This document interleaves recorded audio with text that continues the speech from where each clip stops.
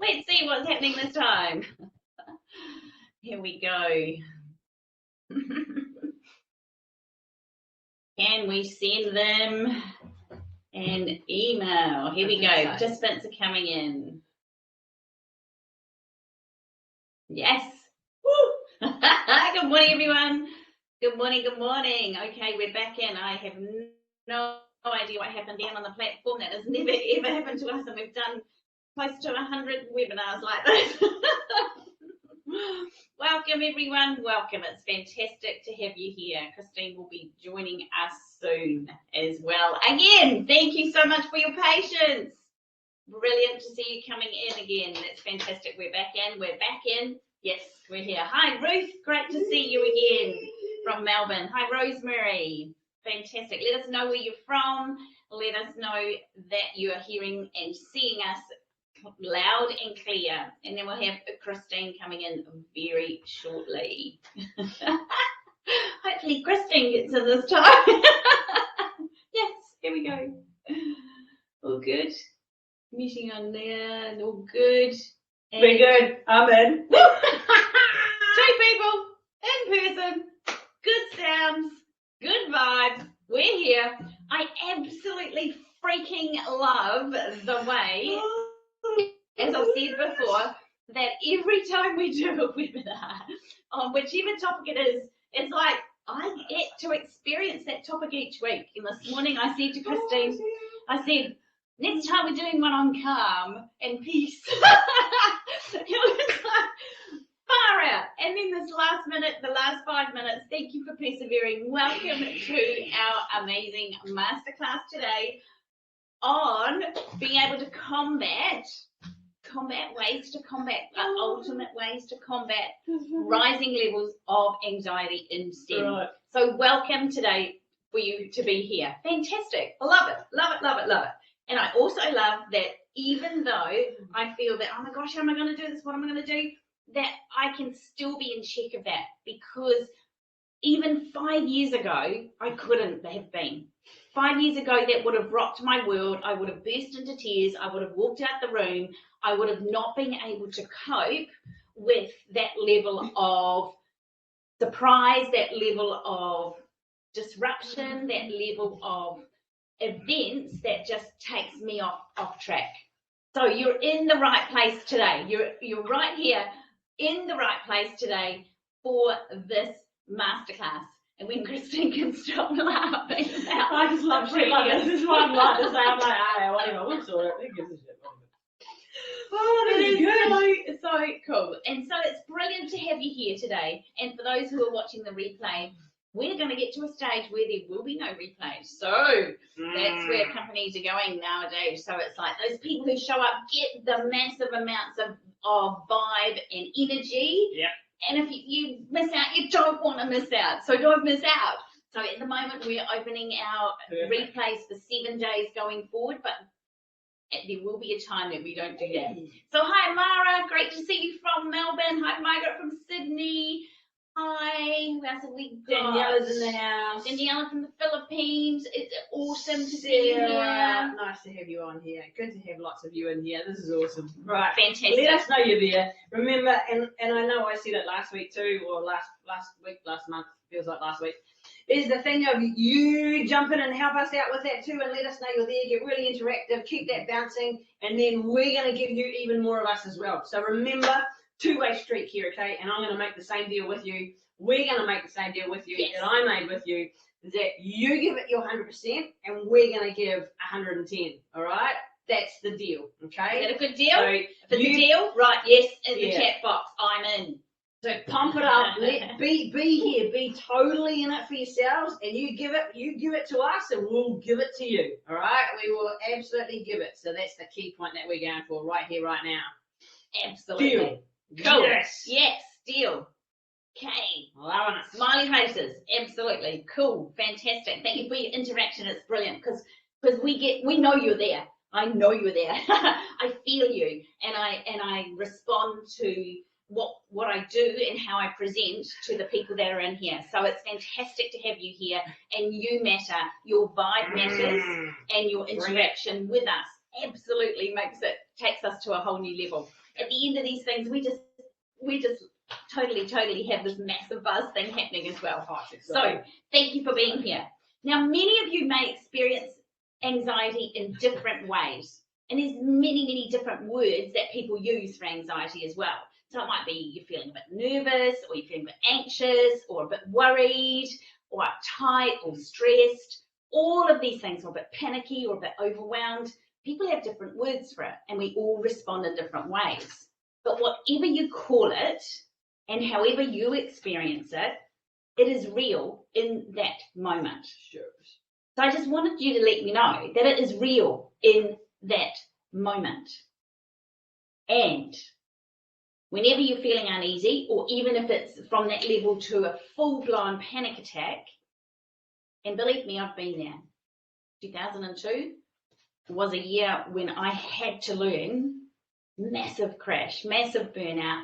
I had to learn how to get through my anxiety, how to master panic attacks. And there is a way to minimize, reduce, and even, wait for it, prevent anxiety. Okay? So that's what we're going to share with you today. Really excited to share with you today how we're going forward with where we're going. And I just wanted to share, we've got so many awesome people out here. Before I get to ask you a question, we've got so many awesome things here, and emails and responses from people who the trainings and the teachings that we do at Walt Institute have actually totally changed their lives. And I just want to read you this that we received recently. I'm just going to read the highlighted bits because it's quite a long email. This Monday, I received some upsetting and surprising news. And this means I will have no job and will have to hand over this project like it is my second child. I'm still in shock and trying to process everything. But thanks to your training so far, we have been working with this person for 10 days. Okay, only 10 days. Before that, she'd never even known we existed. But thanks to your training so far, I was able to understand that I can't change the facts. However, the next day, we managed to sit down with this person that she was talking about, the situation, to sit down and work out a plan for me. I was quite surprised at how I handled the situation and just wanted to let you know that I'm really grateful, in great big capital letters. And the title of her email was thank you with exclamation marks. It was awesome. I'm really grateful. With this change, there will be lots of new challenges coming my way, and I hope that this training will help me face them better going forward. And it was just so cool because it just absolutely lifts my heart, because we know that we're all freaking busy. We've got so much on, we've got so many things on our to-do list, we've got so much adaptability and flexibility that we are being demanded in right here, right now. Every week things are changing. And even though things are opening up in different ways, not everything is opening up in relation to the pandemic across the world. And it's like, how do we do this? This is, I'm not sure about this. I was talking to somebody this week and their children are going back to school, and they're going, yeah, but I'm a bit fearful about them going back to school, because then they're mixing with all these other children who aren't vaccinated because they're too young to be vaccinated. And it's like, there's a whole lot of anxiety out there. There's a whole lot of, how do I get back in the office? How do I find a new job now that my role has finished? There's a whole lot of things out there. And so we're going to come through today and we're going to give you some strategies, 3 key secrets on how to turn this around. Yeah. Okay, you in? Excellent. Right. So to start with, let's answer this question. When do you feel anxious or overwhelmed? Give us something to work through, and so it can include things along the way. Hi Flinders, hi Deanna, hi Deborah. Hey. Give us some ideas of when do you feel anxious or overwhelmed in your life, in your role, in your jobs, in your family, in your career, whatever you want, whichever context, absolutely fine with us. So when do you feel anxious or overwhelmed? Let us know. In the morning and the job. Right.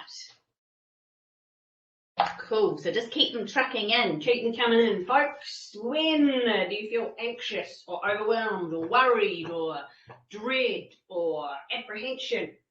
new, sudden, unrealistic deadlines in the middle of the night. Oh, I'm hearing you, Edu. At night before I sleep. Awesome. Nice. Before I sleep. Yeah. Learning new technologies.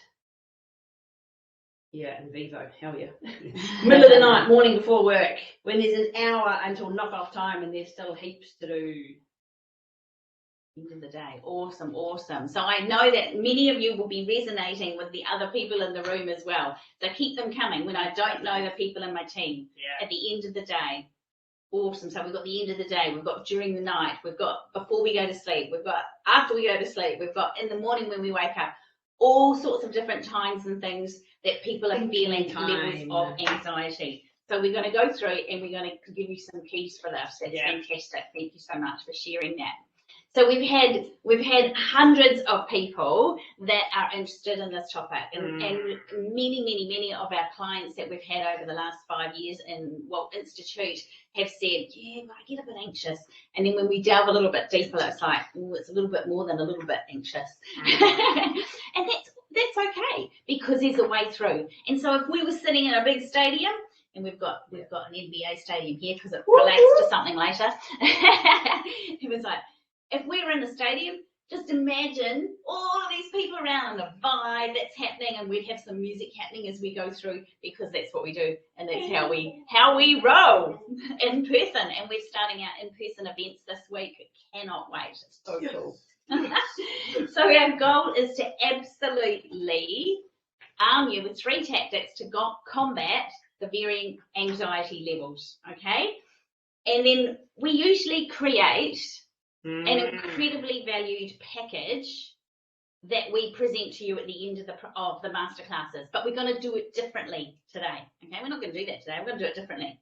So if you stay to the end, we're going to give you a bonus 20-minute Q&A. Okay, that's your gift for today, where we can workshop specifics.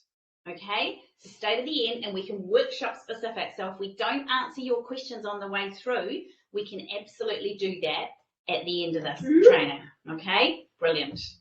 Okay, so for those of you who are new to our trainings, you may not know this, we get a little bit animated, we get a little bit excited, we absolutely are passionately on point and on purpose for what we do and who we be every moment of every training. And so you might go, oh, this is exciting, or it's like, whoa, this is a lot. And we also use the science of taboo language. So you will hear things coming out that's not Wednesday, Thursday, Friday, it's the other type of things. You will hear things coming out of our mouths. The reason we do that is to disrupt that rigid thing that we just keep going. Because if we keep doing what we've always done, we'll keep getting what we've always got. So we need to have something that disrupts us. And so often that's whatever, okay, in a moment. So we do it on point, we do it on purpose, and this is the way we do our training. So we are excited to be here today. Make sure that you have removed your distractions, stop your bings, turn off your emails. This is your time. You have invested and prioritized in your time. And the other thing is that this is a free masterclass. However, when we pay attention.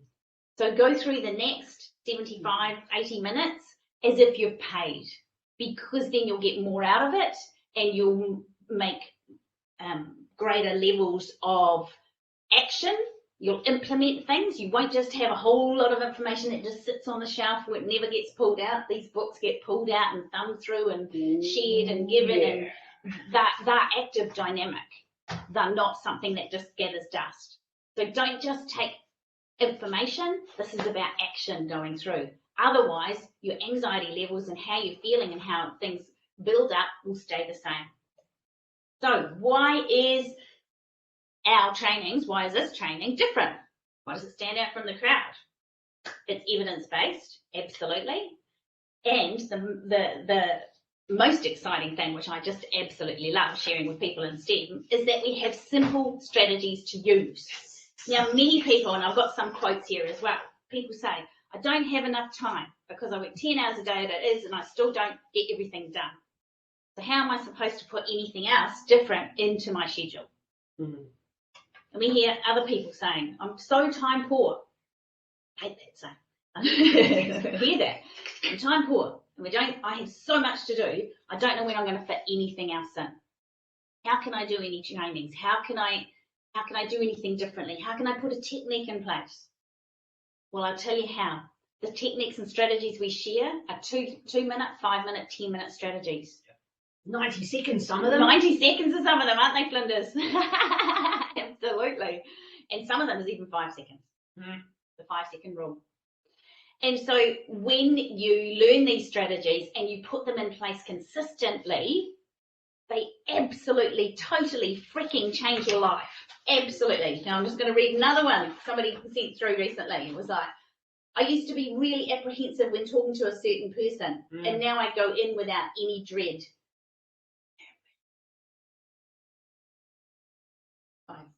Yeah. Sorry, this is a typo. I was like, and I don't. Oh, there we go. It was like, there was a comma. I missed the comma. I was like, yeah, there's a word missing. Don't let what they say on the call affect me anymore. And I feel like I've got my life back. These calls used to ruin my day, and now they're just part of them. Can you feel the lightness in that? It was like, and this is all part of dealing with and managing anxiety going forward. So it's an exciting place to be, and we're really, really privileged to be able to serve you today, because I, for one, if I didn't learn how to manage my anxiety, I would not be doing what I'm doing today. In fact, I may not even be on this planet today because of my experiences and what I went through in 2002. I absolutely had a choice, and my choice was find a fucking way to get through this and do it differently. So I bring 30 years of experience to you today of coaching and training. And over the past 6 years particularly, I've dedicated my life to creating ways that are absolutely trustworthy, that work. They have to work, because I was in a space and a place that they had to freaking well work. I needed to find a way through. And so what I've been doing in the last 5 years particularly is creating a better version of me so I can share it with you.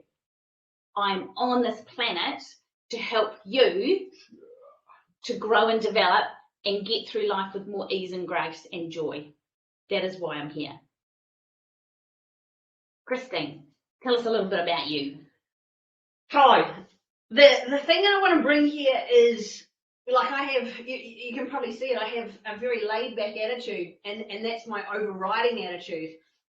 To do what I've done as well, and also still do, is that, yeah, I still get worried, I get nervous, and it's these things, is that I draw on the ways that I got through, playing hockey for 13 years for New Zealand, like at a top level. It's those things of like, yeah, at times I was captain of the team as well. And so it was my performance, it was the team's performance, it was my mindset. I helped other people in the team get into the right zone, into the right state. And so it's not just about me and my performance, it's about all of us. It's about you as well. So my deal is to be able to help all of us, to help me and you be in the right state so that then you can perform at your best. And yeah, there's a whole list there and you can read all those things, and that's nice. It's the thing I've been able to just bring it every single time, no matter what. And that's the thing about whether it's anxiety, full-on panic attacks, whether it's just the worry, the dread. Yeah, I used to think the night before, before a massive game, or before I had to go and have a session with one of the staff that I was mentoring, it's like, oh my gosh, how am I going to have this conversation with them? Or, oh shit, tomorrow we're playing Great Britain, what the fuck do I do? It's to go, okay, how can I make this happen? What can I do to be in my best state? And it's that ability to be able to pull things down and in. Not pulling all the worry and get more stressy and more uptight. It's the fact of, what can I do? How can I get myself into the best state so I can bring it for the people that I'm with? And that's the deal that I bring to people. That's the reason that I do my job. That's the reason it's not even a job. That's why I love what I do. Because then I know that you can be in your best state to be able to do and be the best version of yourself every single day. And that's why I'm here. That's why I'm doing what I do and being who I'm being every single day. Absolutely. It's so brilliant. So we have done a lot of things right. Okay, and some of these are strategies that you can put in place. I never used to do any type of exercise. It was like I was a busy mum, I was studying, I was working, I was looking after parents, I was involved here and there, and it was, I don't have time for bloody exercise in my day. It was like, huh.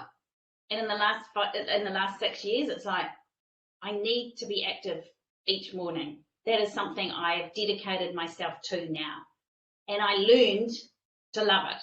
My body loves it. If I don't do it, even for 15 or 20 minutes in the morning, it doesn't work. I had to learn how to get through my stress and anxiety, how to get through my panic attacks. And for me, and for many thousands, hundreds of thousands of people across the planet, it begins with breath. I had to learn to breathe. And that may sound really silly and strange. It's like, yeah, but it just happens. It just happens. It's parasympathetic. It's automatic. Of course we breathe. Otherwise, if we don't breathe, we're dead. Talking with somebody the other day, and they go, I don't see why all this breath thing's all about, why it's happening, and la la la la la. And I was like, yeah, but we can see that you're really, really stressed. And the breath, take a breath with me now. Just a real deep breath in.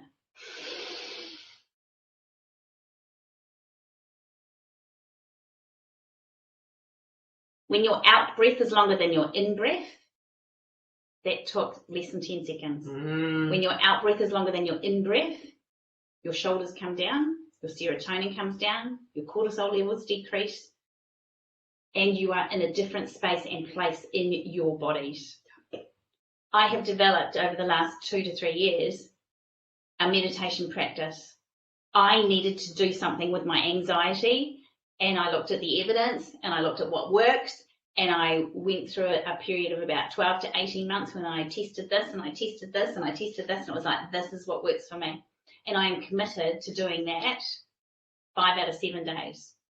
Often I do it 7 out of 7, sometimes 6 out of 7, but I'm committed to 5 out of 7.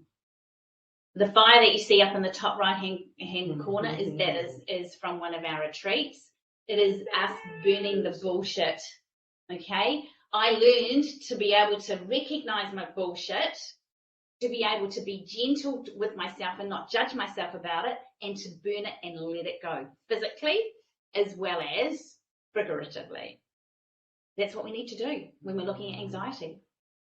I've learned to identify the best place to be and what to do and how to do it. To contemplate, like you see the photo there from Christine. So we've done a lot of things right because we had to, and these are the things that are open for you today, absolutely, from going here. We've also done a lot of things wrong. Oh yeah. I didn't know how to focus on one thing at a time. I used to multitask. I'm the queen of multitasking. Yeah, well, that's bullshit.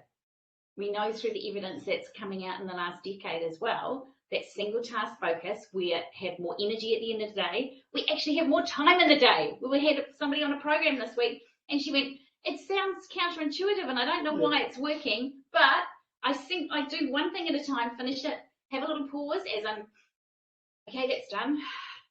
Go on to the next thing. And she says, I've got more time at the end of the day than I've got in my list. It's incredible. It's amazing. I never used to do that. I was a multitasker, and I'd rabble myself up and wind myself up and get to the stage of going, oh my gosh, I'm so stressed. I'm so anxious about this. I didn't know how to do that. The middle one is about, there was a whole lot of stress, a whole lot of time management issues, a whole lot of, didn't know how to do this. I always felt like I was chasing my tail. Absolutely felt like I was chasing my tail. Amara, this explains why I can't read one book, let alone finish it. Yeah, we multitask. You can read 3 at one time, honestly. We've got a whole program on that around tweak that and change those habits. And the other thing is our bullshit stories, our stories that we tell ourselves. Yep. And some of those are conscious, and many of those are unconscious. So that is what we delve into and help you explore with lightness and without judgment, so that you can get to that fact of going, I used to think that I had to work so hard because that's what everybody does. It's like, yeah, but everybody does it. I have to do what they expect me to. Otherwise I won't have a job. That's what people are saying. And that's part of the bullshit that we go forward and we look at, let's bust those through. So in combating your anxiety, what it will do for you is to stop the worry and overwhelm. Yep. It decreases that nervousness. And as I said, like, for those who were in here initially, and it's like, yeah, the program that we're using just would not do what it needed to do. It's probably the program worker, but as I said, we've done nearly 100 of these on this platform, and I know how to do it. It's not a problem. It's easy, and it's like, so I could let that anxiety be huge and overwhelm me, or I could go, how do I do this? It's not working. Well enough. Give this a go. Give that a go. What else could I do? How else could I do it? What would it take to make this work? Maybe it's drastic. Maybe it's this. And then afterwards, I go, now what can I learn from that? Because in that moment, I'm being gentle on myself, not judging myself for having that reaction, and I'm learning and growing and teaching myself as well going forward to find out where to go next. And I've learned all these things from working with others and working with a coach, because in the last few years, it's like, I couldn't do this without a coach. Yeah, pretty amazing. I needed better skills. So I feel more confident, more in control. I can get that promotion. We've got all these people at the moment going for jobs that they thought, that's my dream job, but I don't think I can get there. And so we work with them, and we work around that whole level of anxiety and performance anxiety, even going for an interview or even interviewing somebody else. And this is from somebody that we talked with this week, and they said, I interviewed a new member in the team yesterday, and usually I'd be running around like a headless chook, getting all stressed and uptight. And because of the trainings I've been doing, I took the time to prepare and thought through how I wanted the interview to go. Not just the process, not just 17 things we need to ask, tick, tick, tick, tick, how I wanted it to go. I was so much more present and much more aware of how I was responding and interacting with them. The interview went so well, and they were able to be themselves as well. It's like, that's what you do when you can decrease that anxiety. And think about it like this. It's a dial. We dial it down. And you can be heard, be seen, and achieve those goals that you're wanting to achieve going forward. It's freaking awesome, and it's absolutely doable. So you don't have to see the whole staircase. There's a wonderful, wonderful quote by Martin Luther King. You don't have to see the whole staircase. You don't have to see, oh, but my panic attacks are so big and so huge, I can't see how I'm going to get at the end.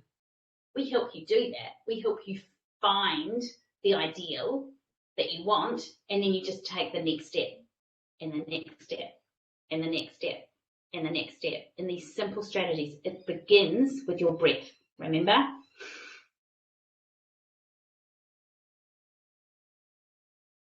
I love taking breaths on these.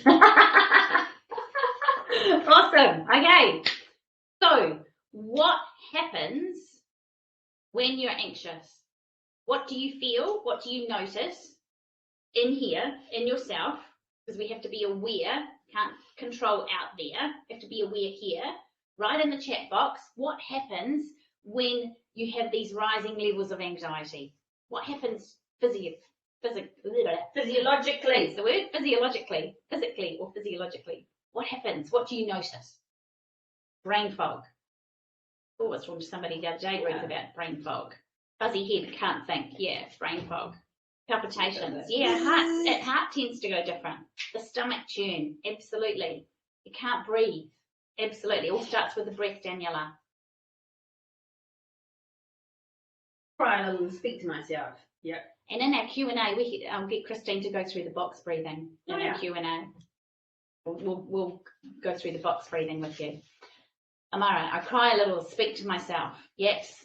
You get hot flushes. Yeah. Anxiety, get hot flushes. It increases it, yeah. Stress flings off the adrenaline and it goes, and we get those massive surge of chemicals in our body. Muscles get tight, neck and shoulder pains, absolutely. And some of these things are acute, that we feel them in the moment, and some of them are ongoing when it's rising and rising and rising as well. So we need to be able to recognize and notice, best key here, okay, another extra key apart from the 3 keys we're giving you. We need to be able to come in and notice what's happening. For me, it's all about my breathing. That's why I've worked so hard on breath and mindfulness and meditation, because my breath gets really tight up here. And it's like, I can't sort of breathe past here. And I was presenting on a national conference the other day, and I was seeing somebody present before me, and it was like, oh, that person's so anxious, the poor thing, because all her breaths would only go to here. It was like, and then she'd talk, and then she'd talk, and then she'd talk. And it was like, oh, I could help you with that. Because it's like the breath is so important to go forward and learn how to do better. And when we do that, we are able to decrease in the moment, turn the dial down, and we're able to prevent panic attacks. Can I go out on a limb here, Christine? I go out on a limb that those people who say that if you have panic attacks in your life, you've had them for the rest of your life, can I call them out and say that's bullshit? You can call that out and say it's bullshit. I'm living proof that it's bullshit, and so are many of our clients. Yep. It's like you do not have to put up with these symptoms, okay? They're responses. It all starts with what's happening up here, what are our thoughts, and it comes through from there. And this is part of what we're sharing with you today as well. So you don't have to feel overwhelmed, okay? You don't have to say, that's the way it is. That's a bullshit belief. Oh, but I always get stressed. Oh, but I always feel anxious before a presentation. Oh, but I always have panic attacks when I go to shopping malls. Bullshit beliefs. You do not have to stay in the suffering. And this may be super harsh for you to hear, but I'm so fucking passionate about this because I know that it destroys lives, and it does not need to destroy your life today. Okay? It does not need to destroy your life. There are ways through this. There are ways to dial that down, and there are ways to prevent it going forward. So you don't have to feel stressed. You don't have to second guess yourself, and you don't have to feel apprehensive. Cool question, Amara. We'll come to that soon in the Q&A. Awesome, cool. We'll pop that in the Q&A. How we deal with people. Amara was talking about somebody's come back into her life that she had potentially chopped out of her life, and that was a cause of anxiety. And so we'll talk about how we can tackle that. But if we go a step back, regardless of what the situation is or who the people are out there, this is a really key point for everybody. Regardless of who the situation is, who the person is in the situation, anxiety is from here. Okay? My thoughts release chemicals, my body feels those chemicals and has a response. It's as simple as that. And when we recognize that, we begin to change our thoughts, which changes our chemical response. The fuckery, yes. The fuckery afoot. Yes. Fuckery afoot. Rachel's intervention. And the thoughts release the chemicals, our body feels those chemicals, and then we respond. So that's when the panic attack happens. So we need to look at the thoughts. So the wrong way, the hard way is needing to complete the list at the end of the day. I have to complete this, I have to do this, I have to do this to fit in. All of these bullshit rules, we can look at and question with inquiry, with gentleness going forward. And some of the amazing people that we've worked with have come through incredible things. I've already read you 3 of the incredible things coming through. You don't have to keep the stress. My stress doesn't last as long these days. And as I said to you before, I had a little bit of anxiety because it was like, oh my gosh, the platform's not working and everything I knew how to do wasn't happening and la la la la la, what can I do? Da, da, da. It was rising, but it did not take over. It's a natural response to unknown or new things, but it does not have to take over. And that's the exciting thing that you can learn. We've got many, many people saying how amazing these strategies are and that they absolutely, totally, incredibly work. Yeah. So apart from the value I've given you so far, I'm going to give you the 3 keys and hand over to Christine partway through as well. So the 3 keys are crucial connections. Second one is control the controllables. Love that. And the third is challenge the concern. It's all about C's today. Woo! Yeah. Crucial connections, control the controllables, challenge the concern. So crucial connections, you might think, oh yeah, I have to have a mentor and I have to do this and I have to do that and this needs to happen here and then I have to do that there and I'm trying to have the international collaborations but it's not working and it's okay. Let's think about crucial connections. Who do we need to connect with first? I love this picture because it's who's the brightest, the biggest piece that we need to connect with first. We usually go, my boss, my counsellor, my psychologist, my partner, my parent, my this, my that. Yes, fantastic, it's coming through. Absolutely. You need to connect with yourself first. And this is what I was talking about before, about that self-awareness. Where do you feel that anxiety in your body? And then what are the thoughts that created that? Because thoughts create the feelings and emotions, which then leads to behaviours and actions. So we need to connect with ourselves first. The first way to do that is absolutely to tune into your breath. Tune into your body. Do a body scan right now. What do you notice? Are your shoulders up? Is your jaw a bit tight? Is your tongue at the bottom, which is usually in a forced, stressy state, or is it loose and up the top of your mouth? Is your breathing here, just up the top of your body, or you actually got the breath going all the way down? Are you sitting stooped? Are you laid back and relaxed? What's happening in your body? Is there some emotion feeling in it, in underneath your rib cage? For me, this is where your self-belief is. For everybody, this is where your self-belief comes from, and that's where anxiety is often felt first, because it's like, oh, and if you actually tune into the thoughts at that moment, which we're often too stressy and too anxious to tune into our thoughts initially, we have to learn to do that. If we tune into our thoughts, it's like, oh, I can't do this, it's new, I don't know how to do this, oh my gosh, and then we just play repeat.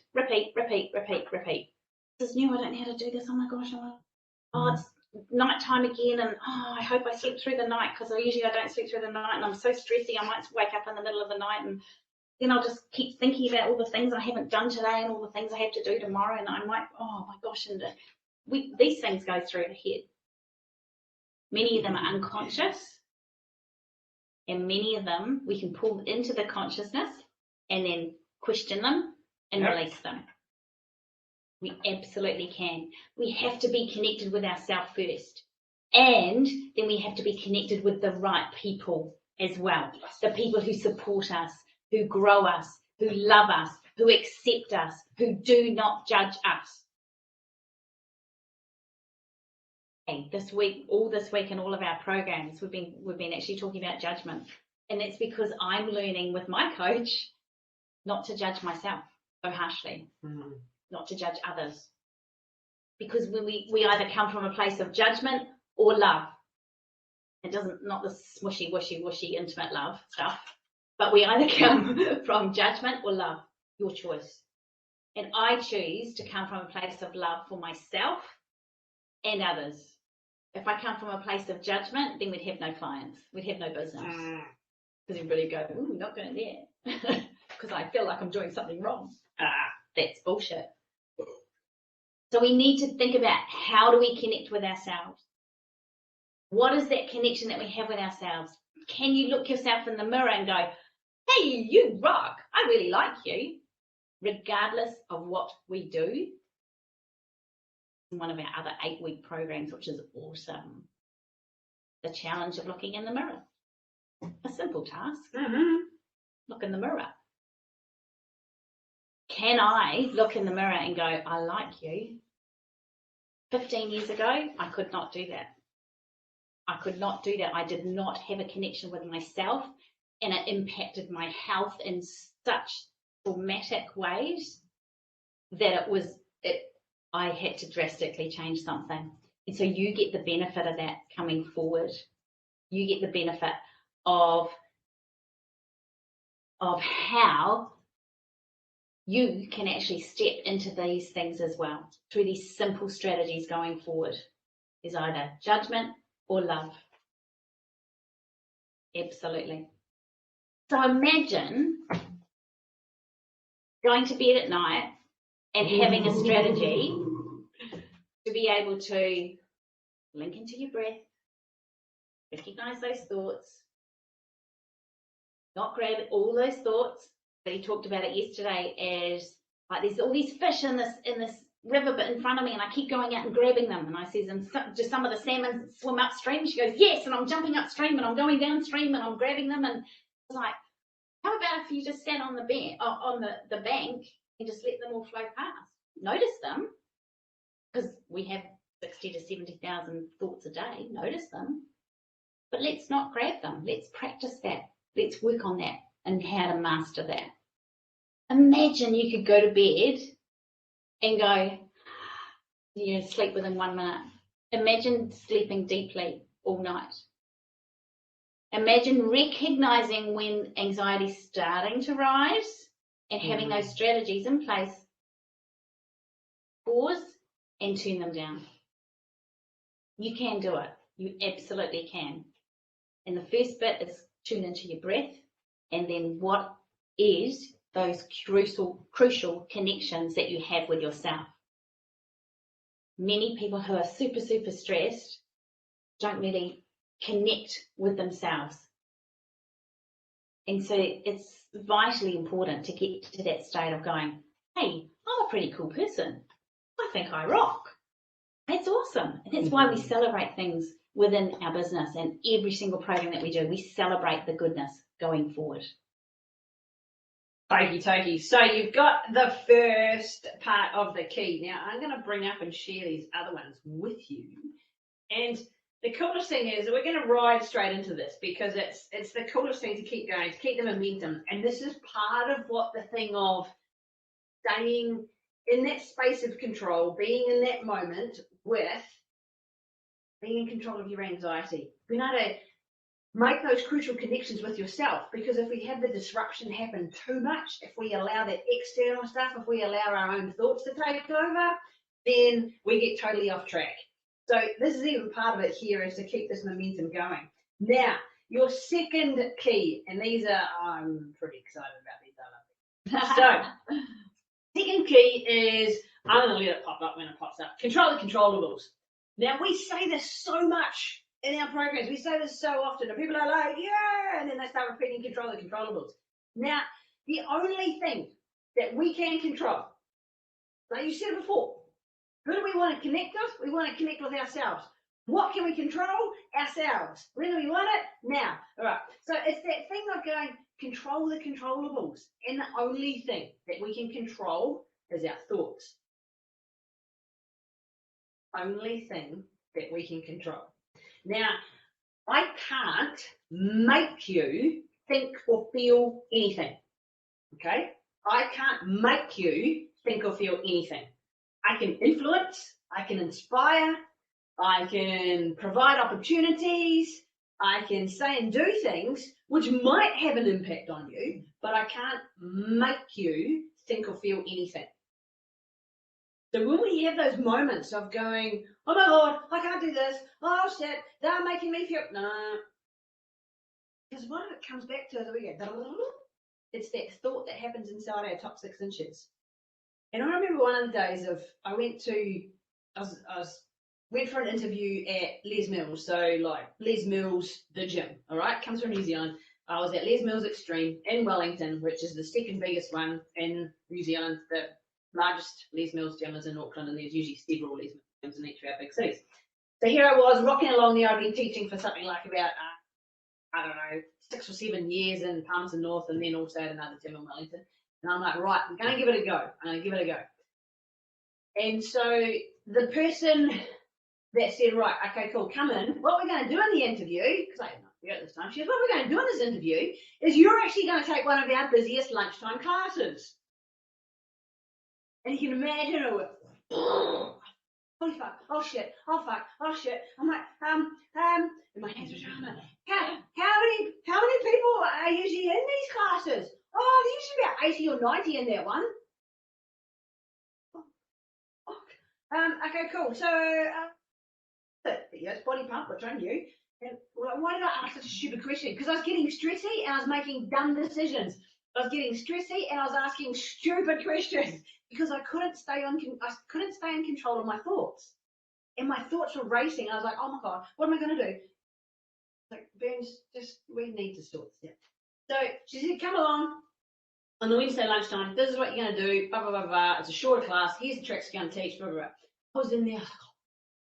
I was so nervous and my voice was just ridiculous, and she was like sitting about 4 meters away, just off stage, and I looked out and I was like 80 or 90 people in there. It's a massive room, and we have lights, all sorts of stuff. Like, it's not just your general place of being in it. It's like big game at Les Mills. And then I was so stressy during it, I just about forgot to do one of the tracks. And luckily enough, someone that was in my class was like, and I had just about forgotten to do the bicep track because I was so nervous. And it was this type of thing of going, oh my God, I can't do this. There's no way in hell I can do this. I'm not good enough. This is Les Mills. I'm not good enough for this. They're all like, wow, so amazing, so amazing. They're all amazing. I'm not that amazing. I can't do that. There's no way in hell I can do that. Oh my God, she's sitting over there. And Tracy Minnick is like, Tracy Minnick. Amazing. Oh my God, she's watching me.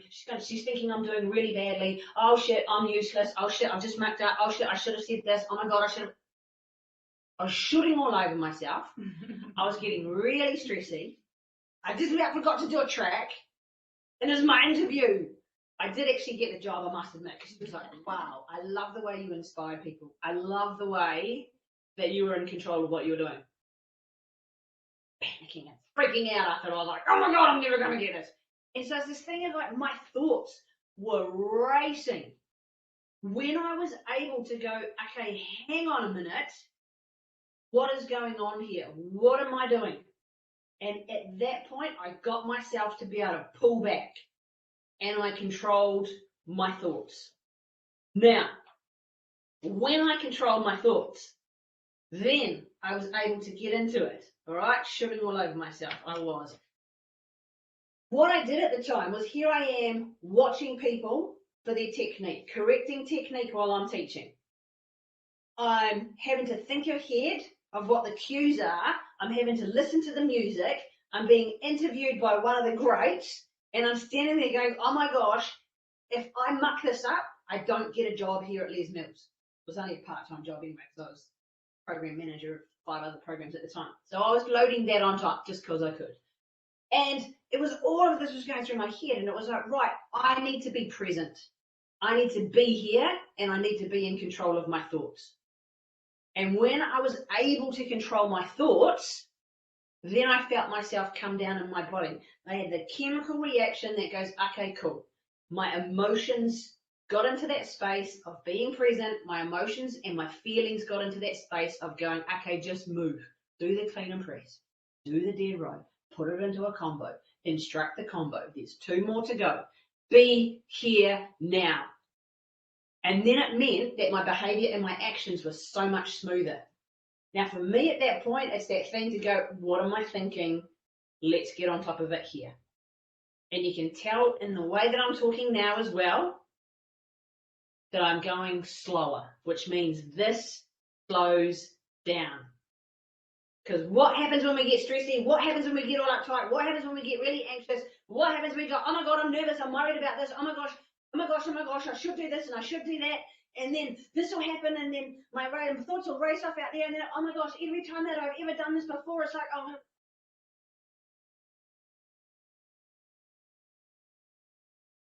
life. It used to be my life. I do. And for me, it's that thing that I hate feeling like this. So sort it. And yes, you're going, it's easy for you to say that. It is now. It's in those moments I just told you about. It's not like I have never felt it. It's not like I never feel it now. It's so much smaller and so much quicker to get on top of it. And it's easier to walk through it. These are the things. These are the ways to be able to look at it. Fast and high pitched. Exactly. And who wants to listen to someone that's going, you're like, oh my God, shut up. Cool down. And this is what we do. So, the thing that I invite you to do, imagine this. You're in this beautiful place here in New Zealand, and you're like, wow,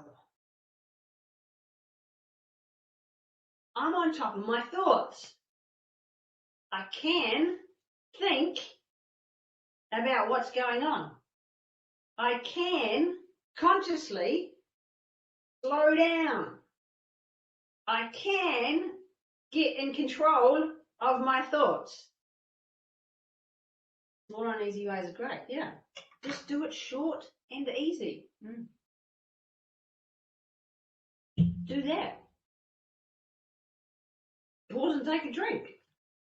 Slow down. Yes, it's conscious. Okay, now like Elizabeth said before, your breath is one of the things that can help you to do that. It's like, you know, someone's racing off downhill on a mountain bike in one of these hills here. And you put a piece of wood in their wheel, it stops them in a hurry. Imagine being able to do that to yourself. Imagine being able to be in control of your thoughts. Imagine being able to tap into your body and go, hey, I can feel that tension starting to happen when it's early. We get the monster when it's early. Imagine being able to get the monster when it's early, when it's little, and then you can change it and do something about it.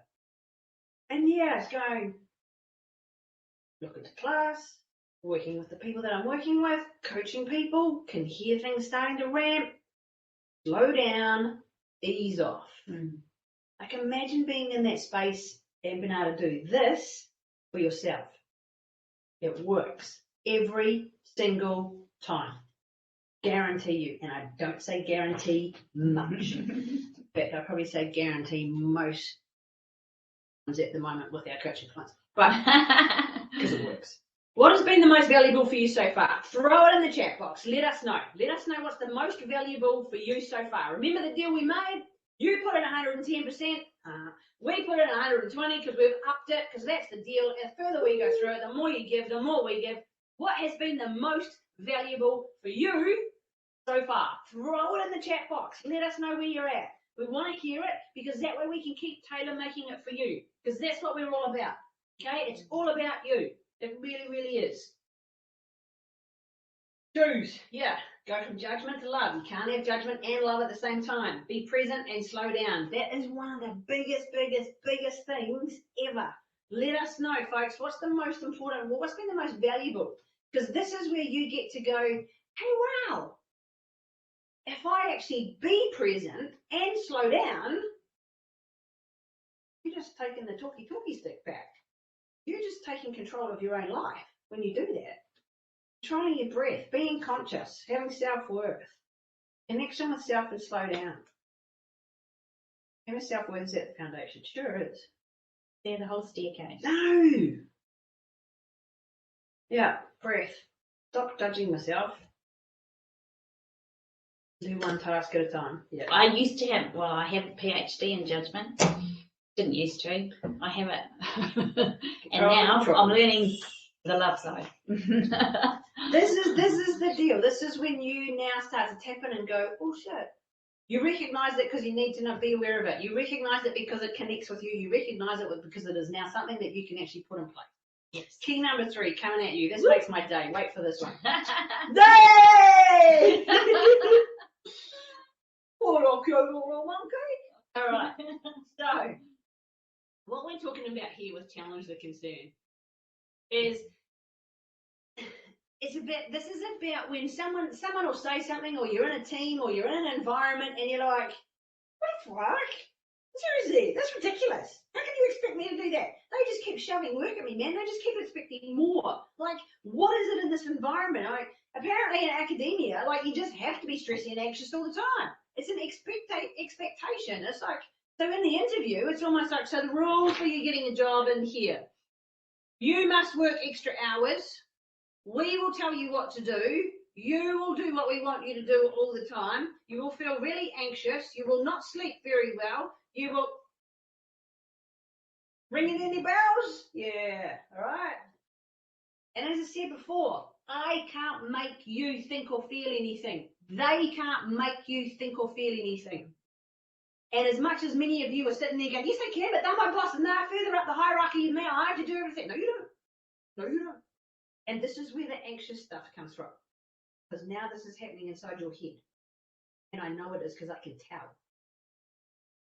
This is where you challenge the concern. That concern that you are having right here, right now, is because it's connected to whoever they, them, that out there. It is their way of being. It is that way of being in that institution, organization, culture, team. It is their norms, not yours. So what we want to do here is challenge that concern. And you don't have to walk up and go, yeah, that's bullshit. Your rules are shit, man. That's all rules. Because you probably get fired. Okay? So step back. Right. So the thing we want to look at here is when we're in these situations. Now, had come over from New Zealand, was in a department meeting, and went, what are people thinking about? You can do this, solved, done, like that. So, went right. They were like, yes, Christina, mate. So, didn't say it very well. But there's a better way that could be done. Not so good. That was judgment. Okay. Leave it alone. There's a better way that could be done. So I've done it like this. Bad word number 2. I've done it like this before, and this worked. Right. So didn't get off to a good start because what I was doing at that point was judging. I got that. And it was that fact of, you're wrong, you're doing it wrong, you should know better. See, shooting all over yourself again. And it's these types of things is when we keep going, they are wrong, they are doing this badly, they, them, that, it gets us. And this happens, and we are rocking the boat and upsetting everything out there. What we want to do is challenge the concern here. Have a look at it, all right? Little monkey see, little monkey do. Little monkey's having a look and going, hey, let's challenge this. So what is it about this question? What is it about this that's causing me this concern? What is it about what they are saying is getting to me? What is it about how the way they act is getting to me? Now, we don't need to sit down and analyze it and go, so let's lie on the couch and tell me about when you were 5, because you don't need to do that, and you're probably not qualified, but that's okay. So it's this thing to be able to look at it and go, okay, let's challenge that concern. Because the reason we want to do this is we stay in inquiry. Now, what I mean by inquiry is we stay up here. We don't need to relive it. We don't need to jump in boots and all and go, you're wrong, I have a better way to do it, you're rubbish, right? Because you can imagine the end wasn't very cool, right? Pulled into the head of department's office and given a talking to. That was fun. But that's okay. So the way to do it then is to go, okay, cool. I can bring my talents and skills, right? So for me, it's about thinking about playing hockey. I can play on their turf. I can play on their turf. When we play away games, I'm playing on their turf. I go to their turf, I play on their turf. Cool. Not always liking it, right? It's not always a really flash, awesome water turf, usually. So it's like, okay, I'm going to come play on your turf. Your rules, your way of doing things, I'm bringing my talents, I'm bringing my skills, I'm bringing my thought patterns, I'm bringing my awesomeness. I am bringing who I be. So I can still bring me into that situation. And when I'm sitting there, I can go, myself getting anxious. Oh my gosh, slow down. how could I say something different here? How can I say whatever it is that I want to get across without ripping up their turf and telling them that their turf is rubbish? How can I play the game? How can I play along? Now, this is not scheming, conniving, underhanded, under table, because you be gentle on yourself. And to be gentle on yourself means that you come at it as an equal. No blame, no shame, no judgment, no guilt. You're not saying you're wrong and I'm right. That's judgment and that's bullshit. You're not going, oh my gosh, I'm really sorry. I thought maybe, sorry. Stop feeling guilty for being here, right? And stop blaming yourself for things. Equal ways of being. Stay in inquiry. How can I bring my skills and my talents and my awesomeness to their turf? When I'm going into an organisation to go and help their team out, same thing. I'm walking into their turf. I'm walking into their cultural norms. I'm walking into their boardroom. I'm walking into their usual team culture. I'm the odd one out. I'm going to bring all my awesomeness. I'm going to bring my energy. I'm going to be aware. I'm going to slow down. I'm going to connect with myself first. Then I'm going to connect with them. And I'm going to be in that mode of controlling my own thoughts, my emotions, and my actions. Because then it allows me to be present and slow down. I'm being gentle on myself at the same time. No blame, no shame, no judgment, no guilt of anyone. And I question my beliefs. Not I analyze them. No shame, no blame, no judgment, no guilt. So none of that is forced onto me like, oh God. Yeah. No.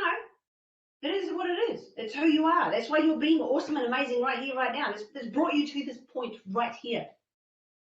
It's a good thing. So now what you do is bring your awesomeness to play on their turf. Yeah. And you can do that because you're there in that moment. And when you instigate these ways of being, that's when you can do it. And this awesome lady here, Byron Katie, she's an author, she's a speaker in America, she's freaking amazing. She has got her own method that she uses, 4 simple questions, amazing 4 simple questions of looking at and staying in inquiry and questioning our own beliefs. And she's 78. She's amazing. She's incredible. She's amazing. She's fucking awesome. So attaching to a thought means believing that it's true without inquiring. So when we go, oh, they're better than me. Oh, they know more than me. Oh my God, I shouldn't be here. Attaching to that thought because we believe it's, oh, they're better than me. I'm not that good. Well, it's true. It's true. If that's what you say in that moment, like I was standing there shaking with my 10 kgs on each end on a 5 kg bar anyway, but anyway, that's because I could. Go, oh, 2 more. You got one. You know, oh, I'm not good enough. Oh my God, she's thinking I'm really stupid. It's true. Oh, they think I'm not good enough. Oh my gosh, they think I'm a fraud. They think I'm terrible. Oh my gosh, they're not gonna. Yep, you're right. When we question it, when we stay in inquiry, and that's the bit here. This is a key bit. Get on the thought, have a look at it, and inquire. Challenge the concern. That's one of the key bits here. We can't challenge the thought though, or challenge the concern until we've controlled the controllables, our top 6 inches, and we can't control the controllables until we've made that crucial connection with ourselves and have those other crucial connections that allow us to be able to connect with ourselves. It's a flow. It is all a flow. The thing here, now imagine this. You go into those situations, they, them, that. Team meeting, boss, supervisor, bigwigs, don't care. Someone else out there, whatever. La, la, la, you go, oh, they think this, they think that. Ears on, because you know when you get really anxious, you don't hear things. When you get really anxious, you don't pick up and you don't see things. You miss stuff. So imagine going into that situation and being able to notice what is going on. Notice how you're feeling. Notice what you're thinking. And imagine being in that mode, calm, collected, to be able to pause. Go,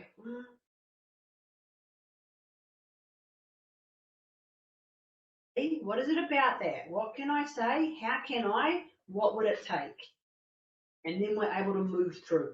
Now, these are the types of being, these are the types of ways that we're able to then have control of what's going on. We're challenging by asking why we are attaching the thought to ourselves. You challenge the thought of, or you challenge the concern. Like, it's even in these moments of, the other day I had to have I don't have to do anything. I chose to have a courageous conversation with some people about some financial things. And I was like, oh my gosh.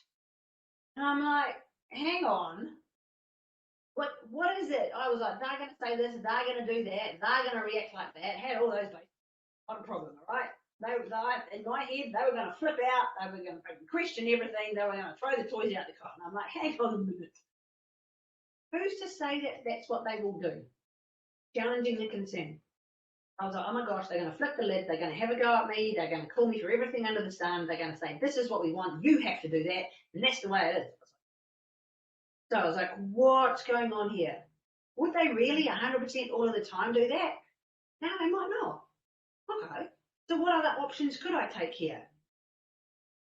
I'm like, right, I'm on their turf at that point, and I'm bringing my awesomeness to their turf. Because I don't have to play their game. I don't have to entertain their game plan. I bring my own game plan. So at that point, I'm like, okay, well, who can I be? What would it take for me to be in my best version of myself to be in that situation?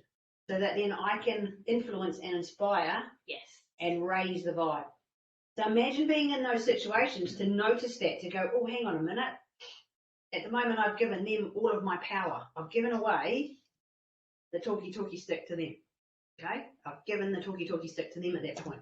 So I need to challenge that concern and go, okay, hang on a minute, what's going on? Not why, just what's going on. What am I noticing? Because then you're staying in inquiry, you're staying at the top. We don't need to go down and analyze it, because guess what? Then you probably have a panic attack, right? So we stay up here, inquire. What other way could I approach this? How else could I influence and inspire things? To see what I'm doing, this is what it is. The next time you're in a situation, ask those questions all the time.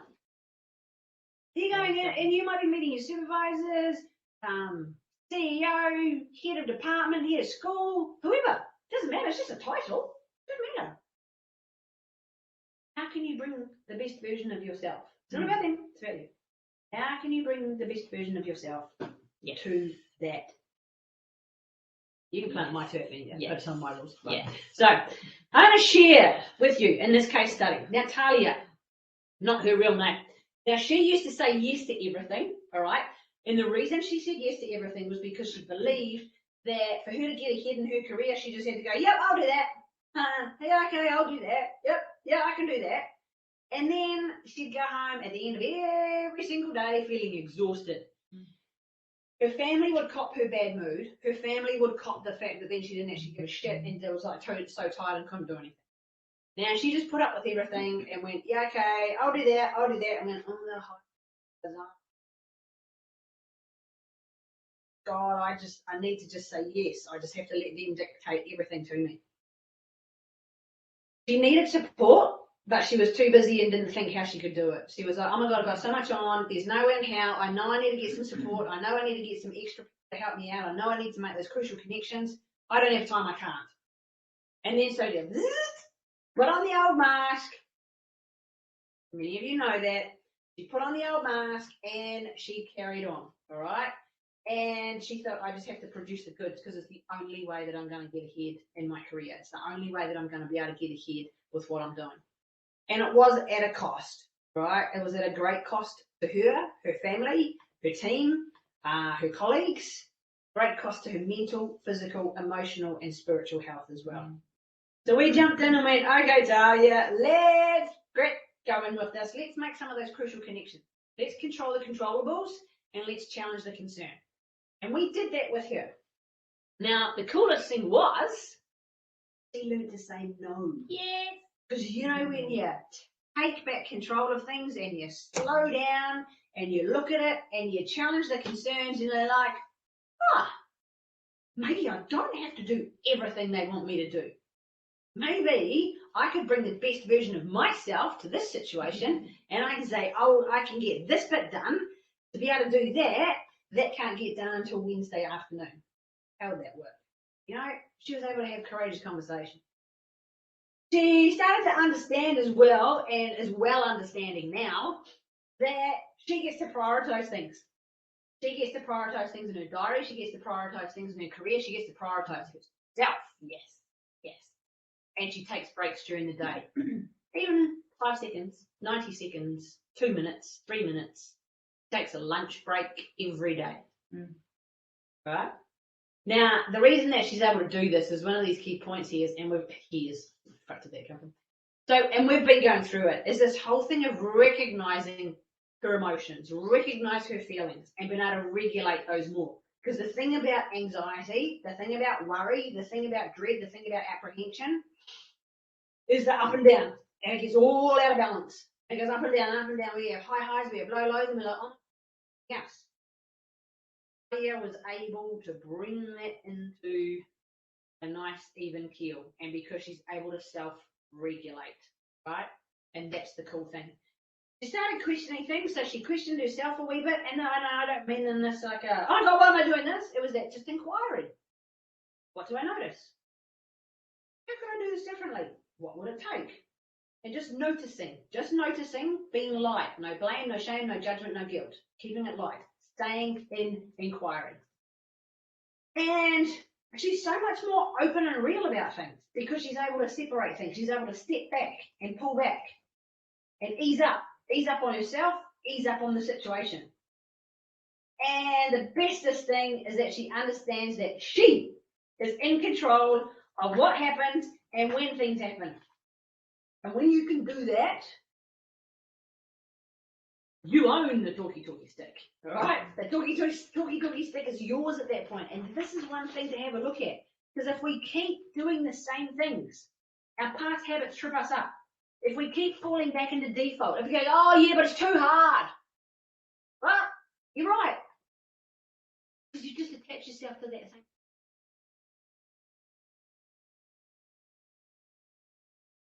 If that's what those changes. Yes. Imagine this at this point where you're going, oh my gosh, I know I need to do something, and I'd so love to be like Talia and go through that, and I want to make these connections with myself, and I want to have these people in my life, and I know that I can control my thoughts sometimes, but I'm not sure how, and I don't know how to do it. Like when it gets really stressy and someone comes back in your life and you're like, oh my God, now I'm getting stressy, and you think you have to just keep going with the same thought.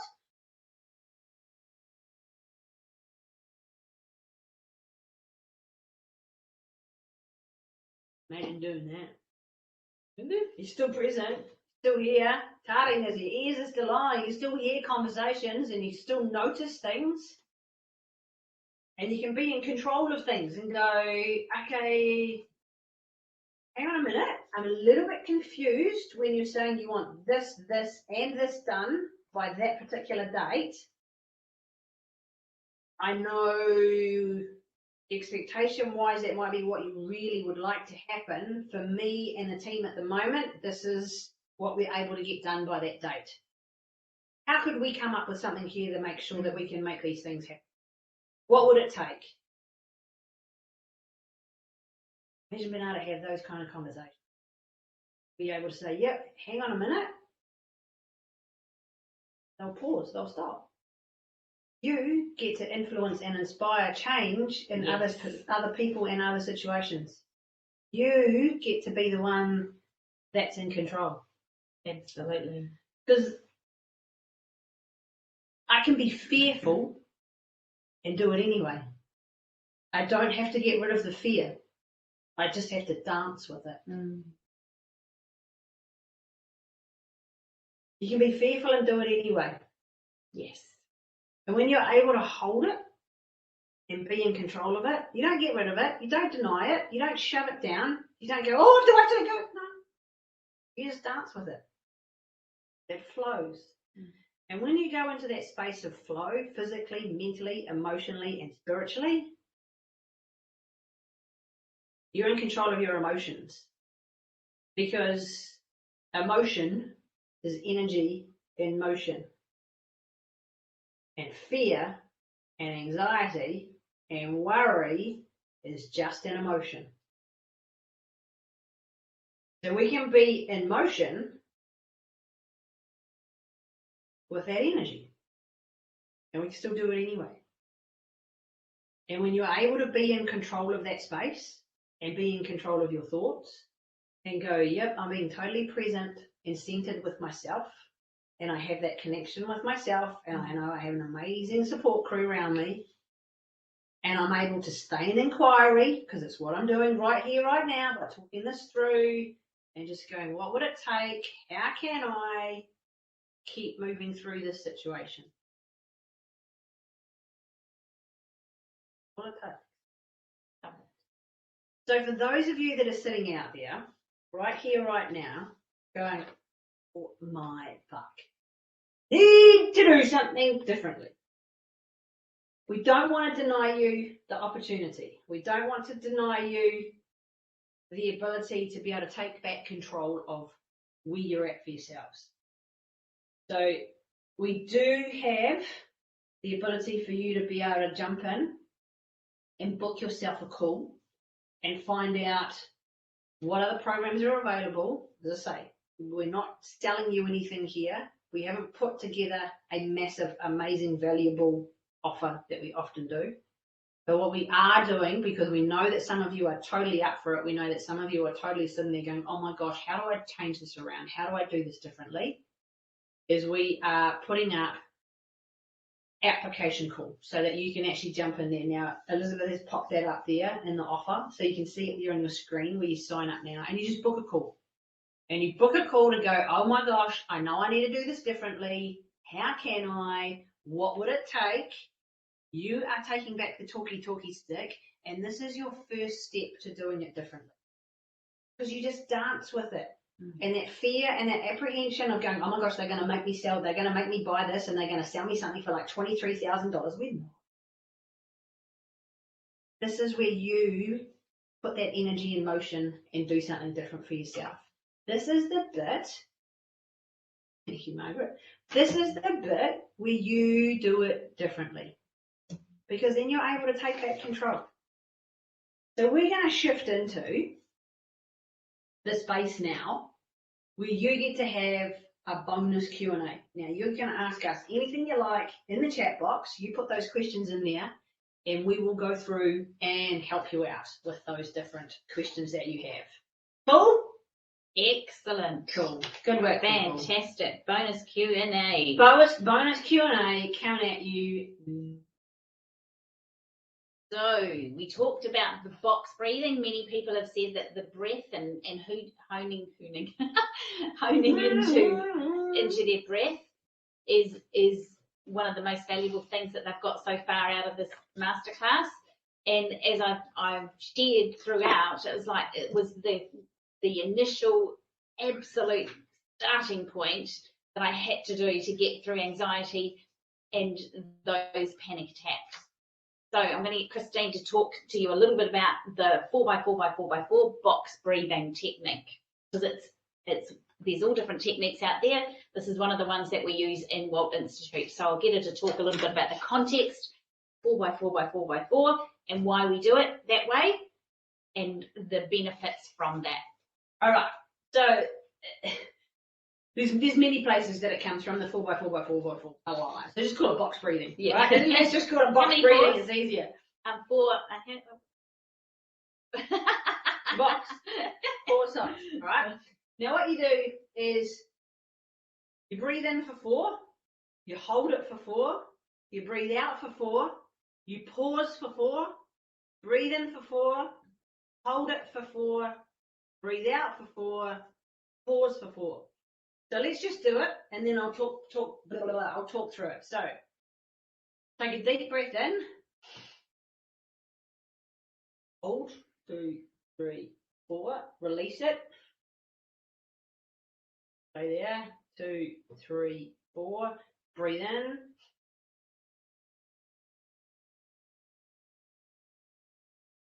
Breathe out.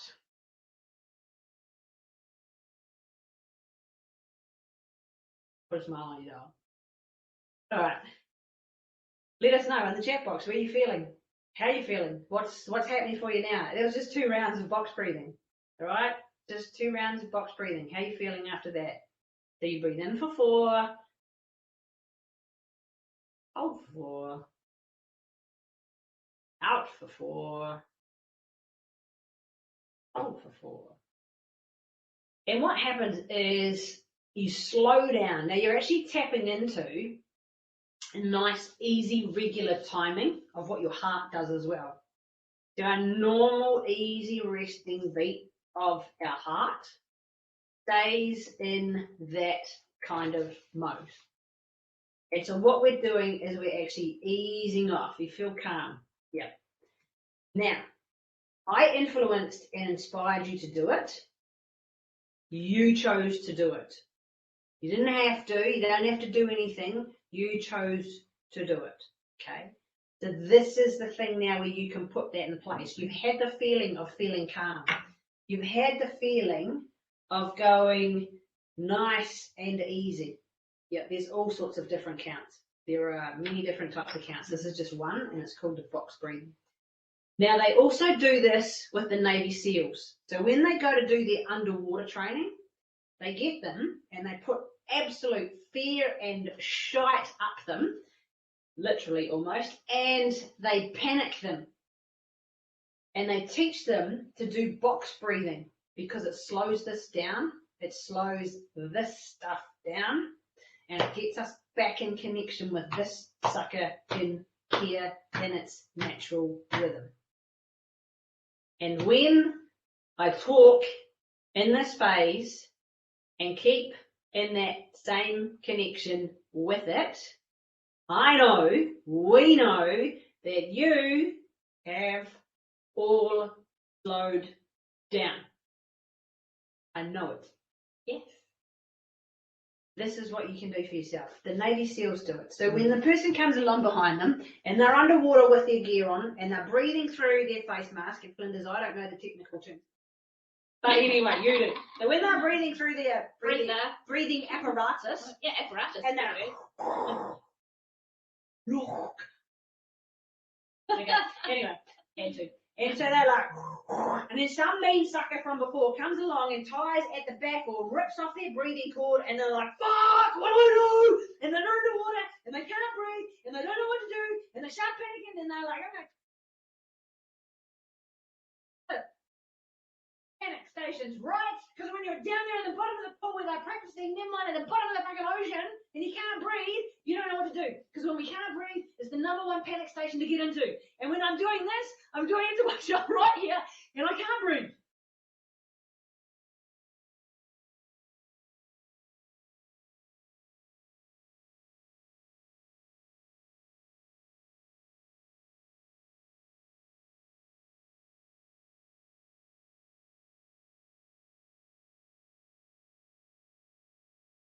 What happened? Anything. Back in control.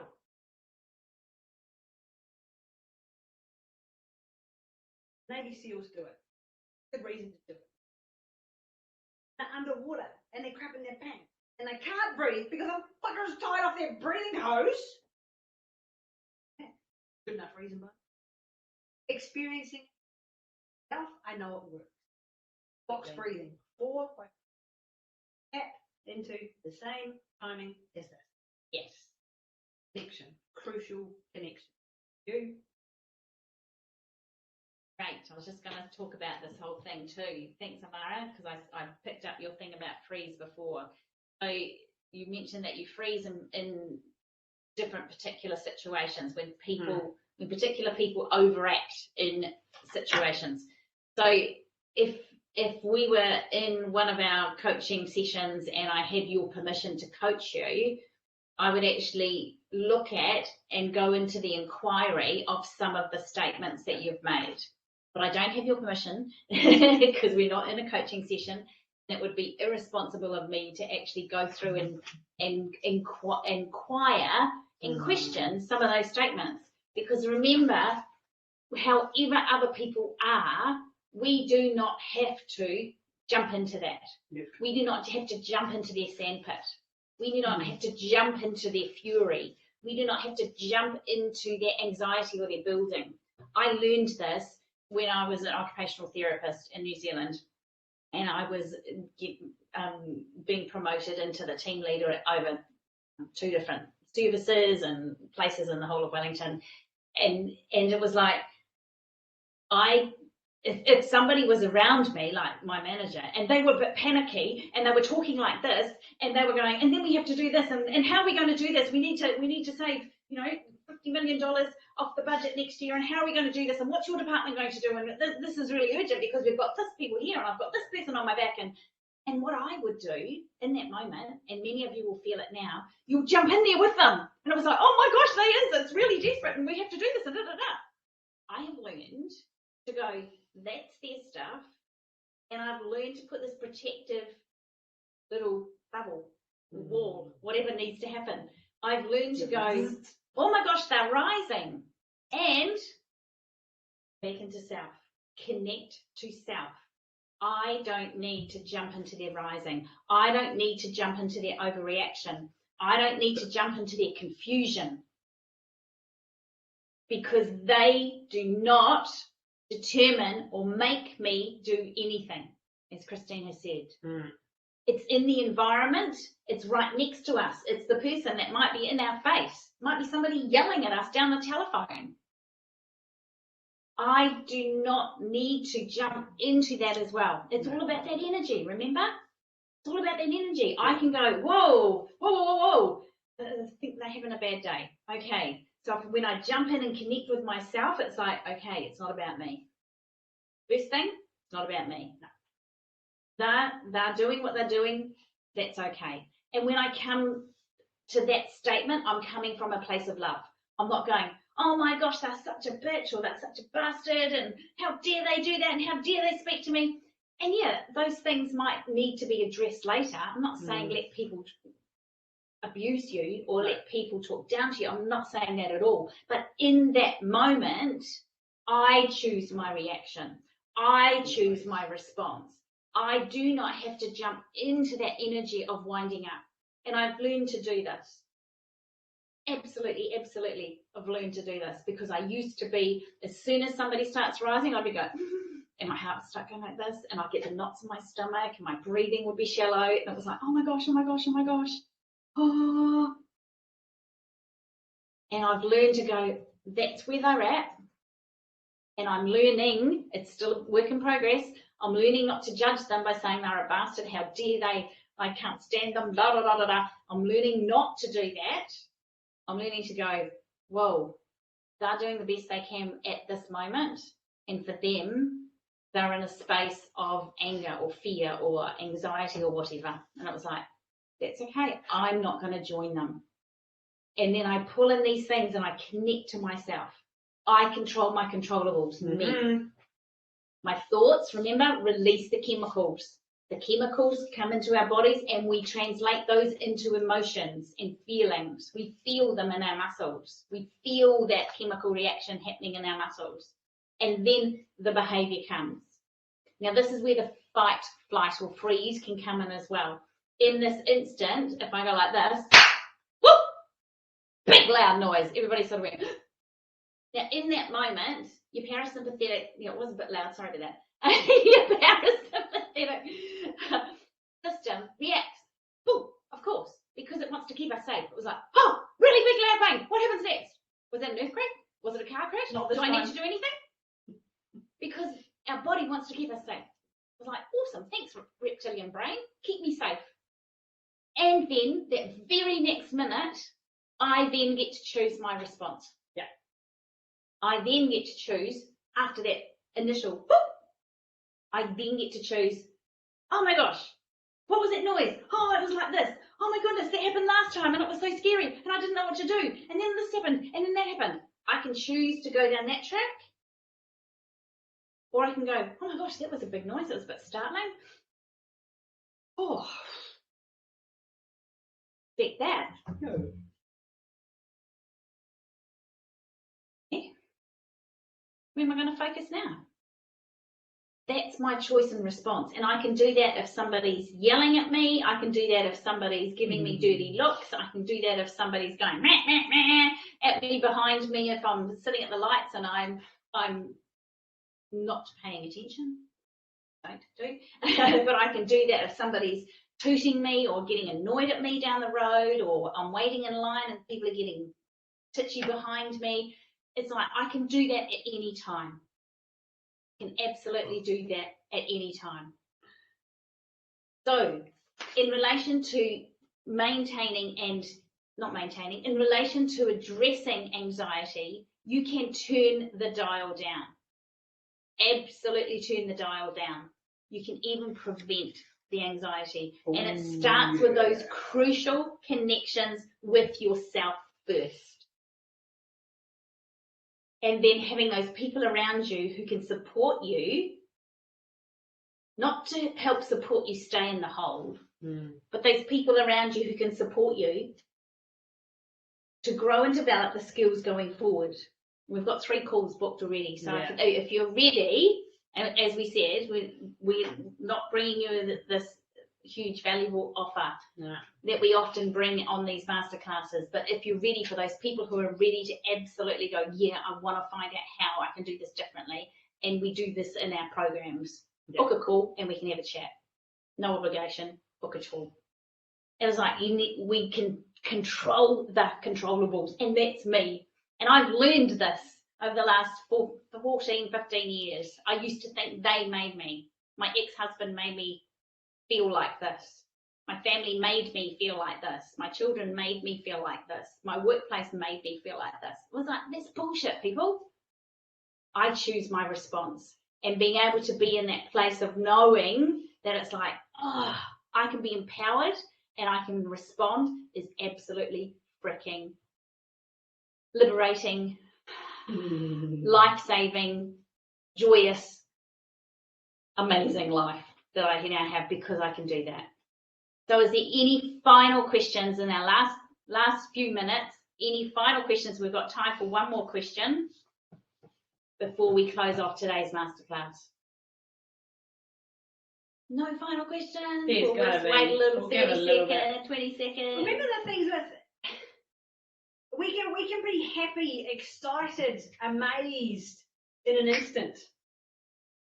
And we can get stressy and anxious and worried in an instant. So remember that in those moments of when you go, oh, they made me go, oh, no, I'm really going, oh, I'm awake. The roof is falling in here. An inquiry. Stay up here. Stay in the inquiry. What would it take? How can I connect back into here? What can I take to change? What would it take to change the way that I'm thinking? How can I just notice what's going on and go, if I was to challenge this concern, what could I do differently here? How can I change things around? And often that's all it takes. And the challenge, the concern, it doesn't have to be like, so when I was 5, this happened. No, I'm the go through the whole talking to it. Come on, man. It's that thing of just starting inquiry and just, what's going on? What am I noticing? Where's this coming from? What's happening? And that's okay. Because what you're actually doing is, instead of that thing coming into your face and you're like, freak, panic, going to bar, you've gone, oh, you're scary? Oh, shit. And now I'm just going to clear some of that shit, and it's like we talk about often, and Elizabeth talks about it really well as well, is, emotions come in a wave and then they ebb off the other side. And when you're able to go, oh, shit, scary, okay, cool, well, I'm noticing my neck and my stomach's churning, my voice is getting faster, and I can hear that I'm getting higher pitch in my voice, and oh my gosh, notice what is happening, back with me. What are those awesome, amazing people taught me that I've connected with as well? I can control my thoughts. I can slow down, come back into here, and I can go, right. That was what I was thinking before, and that's what was probably going to happen. But how could I do this differently? What would it take for me to be able to change this around here? And what would my response be to here in the ideal world? And right here, right now is the ideal world because it's what's happening right now. And right now. So it is the ideal world. You're not dreaming. And it's not some fake belief, blah, blah, blah. It's happening right here, right now. So it is the ideal world. Right? And so then you're able to keep moving forward. And all I did was go through those 3 keys. Yeah. But the next couple of questions that we've already given you. So it's simple. Yes. It's not always easy. It can come easier every single time you take action and you follow through. We can all know. We can all understand. We can all go, right, shit, I've got that free stuff. Now I do this and I do this and I write that shit down and write that. That's it. But you haven't changed anything.